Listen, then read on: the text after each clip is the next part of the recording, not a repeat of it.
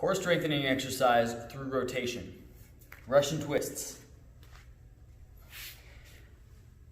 Balancing on your rear end, lean your back 45 degrees. You can start by lifting the feet off the ground, keeping the knees set at about 90 degrees.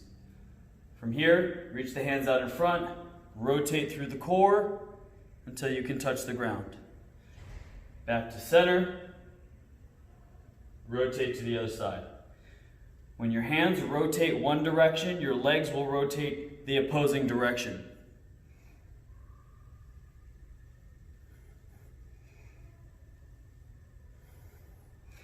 Listen to your body. If you feel the core lose activation and the hip flexors take over, then you can place your heels down and continue the exercise. You can also, to take the hip flexors out of the equation, bring the knees out.